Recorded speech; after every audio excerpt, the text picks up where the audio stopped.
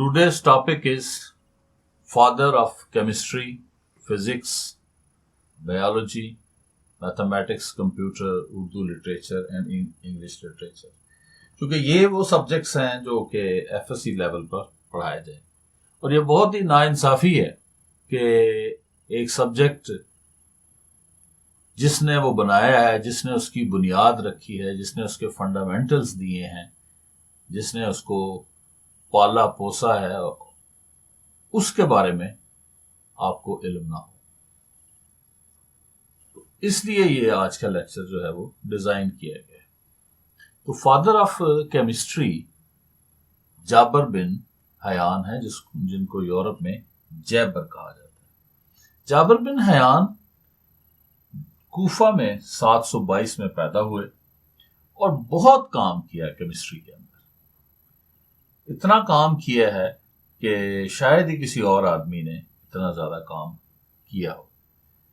मसलन अगर हम उनकी प्रिपरेशंस को देखें कि जो चीजें बनाई हैं, HCl आपका इस्तेमाल करते हैं वो उसने बनाया है, H2SO4 उन्होंने बनाया है, नाइट्रिक एसिड HNO3 और एक्वा रिजिया वो होता है जो हर चीज को ही बीच में हल कर लेता है। कंसंट्रेटेड HCl और कंसंट्रेटेड नाइट्रिक एसिड का मजमूआ। फिर अप्लाइड केमिस्ट्री में कमाल किए, लेड को, आर्सेनिक को, एंटीमनी को उनके सल्फाइड से निकाला, यानी नई मेटल्स बनाई। स्टील जो आज आप इस्तेमाल करते हैं, ये जाबर बिन हयान ने बताया। ये जो ईद आ रही है, रंग बिरंगे कपड़े आपने पहने हैं, तो ये Jabir bin Hayyan was the first man जिसने डाइंग का, कपड़े रंगने का काम किया।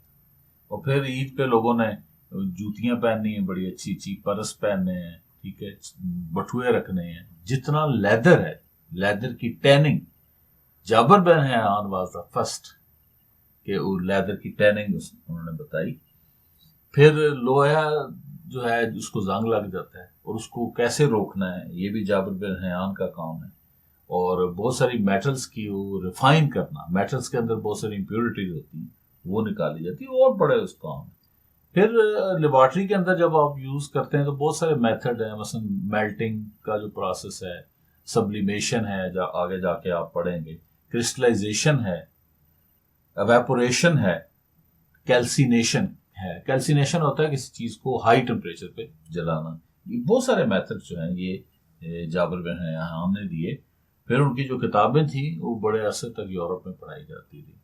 बहुत मशहूर किताबें हैं, किताबुल रहमा है, किताबुल तजमी है, बुक ऑफ 70 है, इसी तरह कंपोजिशन ऑफ अल्केमी है।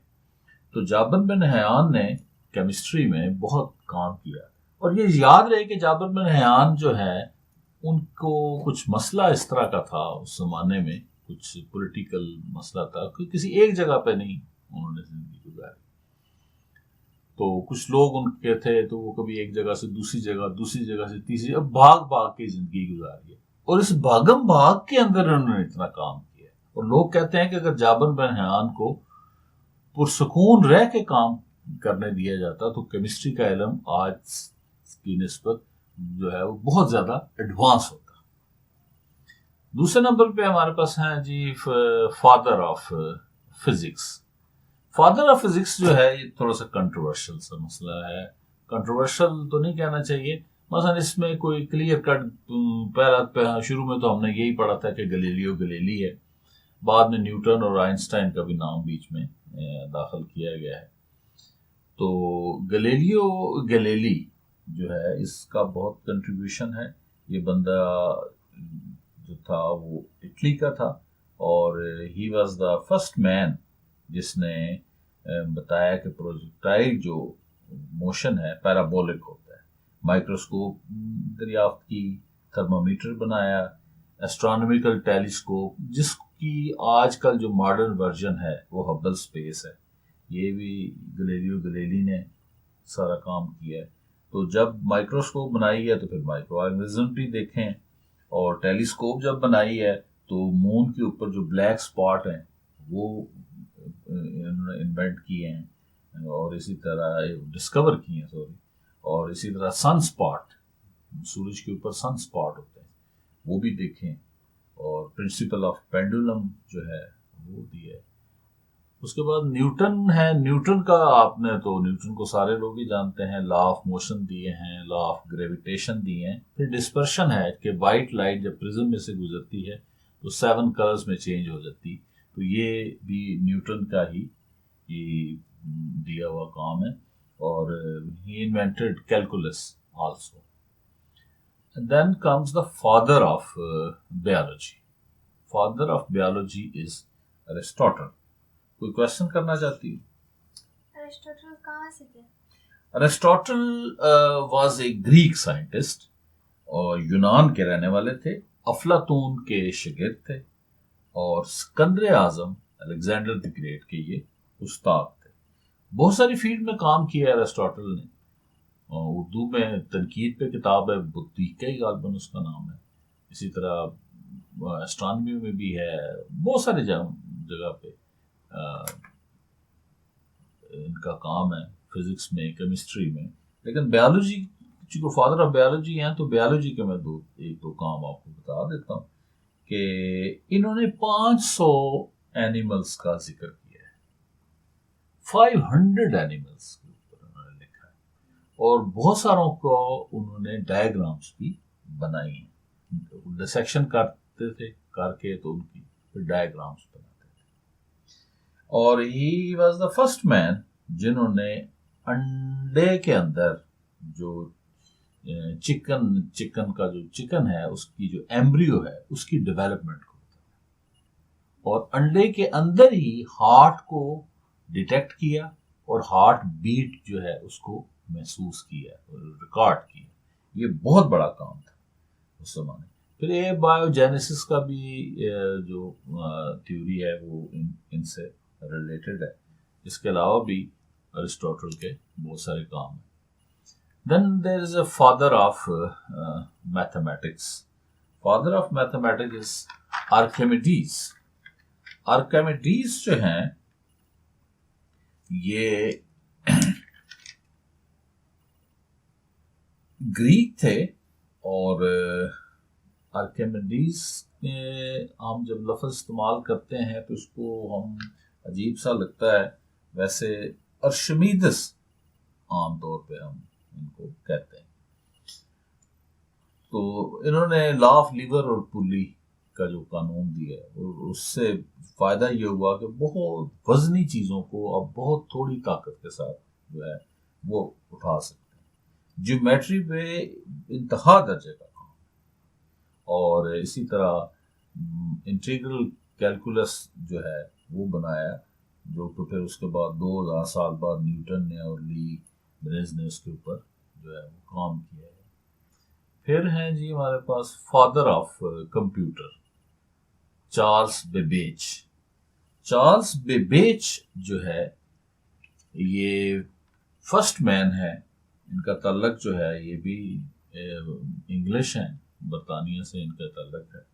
और चार्ल्स बेबेज ने बहुत सारा काम किया मैथमेटिक्स के अंदर और इन्वेंशंस की, मैकेनिकल इंजीनियर भी थे और कुछ पॉलिटिक्स वगैरह में भी थे। तो इन्होंने डिजिटल प्रोग्रामेबल कंप्यूटर जो है वो बनाया है, जो कि आज के हमारे कंप्यूटर के साथ मिलता जुलता है। 1833 1850 ये इसी दौर में कंप्यूटर जो है, यानी कंप्यूटर आज का जो हमारा कंप्यूटर है उसकी जो बेसिक ढांचा है वो चार्ल्स बेबेज ने बनाया, इसलिए इनको फादर ऑफ कंप्यूटर कहते हैं। फादर ऑफ उर्दू लिटरेचर, ज़ाहिर है आपने उर्दू भी पढ़नी है। तो मौलवी अब्दुल हक ये यूपी में पैदा हुए लेकिन वफात इनकी जो है ये कराची में हुई थी। और लिंग्विस्ट थे, यानी ज़बान दानी, कई ज़बानें जानते थे। ज़बानों का लिंग्विस्ट होता है, इसमें ज़बानों को देखते हैं। और उर्दू ज़बान के एक्सपर्ट थे और इंग्लिश से उर्दू डिक्शनरी इन्होंने तरतीब दी है और सारी ज़िंदगी उर्दू ज़बान की तरवीज के लिए काम किया है। कवायद उर्दू इनकी बड़ी मशहूर किताब है और भी बहुत सारी हैं इनकी, तो यानी इनका बड़ा रिच कंट्रीब्यूशन है। देन फादर ऑफ ज़ाहिर इंग्लिश लिटरेचर इसलिए कि आपने इंग्लिश भी पढ़नी है। तो जेफरी चॉसर पोइट भी था, ऑथर भी था, और पॉलिटिक्स में भी हिस्सा था इसका। तो इसकी मशहूर किताब है Canterbury Tales, best known work जो है वो रिकॉर्ड किया जाता है।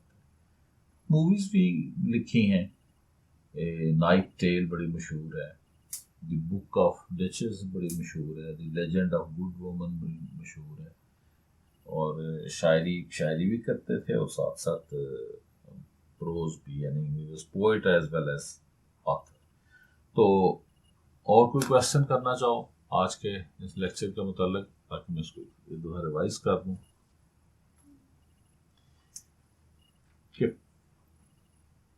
Father of chemistry, physics, bio, इसको जानना ज़रूरी है, सिर्फ इनके नाम आपने याद रखने हैं, ठीक है, और इतना ही काफ़ी।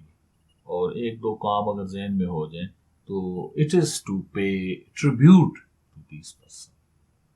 इसलिए मैंने ज़रूरी समझा कि जिन लोगों ने जिनको हम फादर कह रहे हैं, फादर मीन के उन्होंने उस मजमून की जो है वो परवरिश की है, उनको पैदा किया है, उसकी बेसिक जो फंडामेंटल्स हैं उसको उन्होंने एस्टेब्लिश किया है। तो उनका इतना तो हक बनता है कि हम उनको उस सब्जेक्ट को शुरू करने से पहले उस सब्जेक्ट के बाबाए, उर्दू में उसको बाबाए कहते हैं, जैसे फादर ऑफ उर्दू लिटरेचर है तो उसमें उनको उर्दू में तो हम कहेंगे बाबाए उर्दू, ठीक है, लेकिन इंग्लिश में इसको फादर कहते हैं। Thank you for paying attention.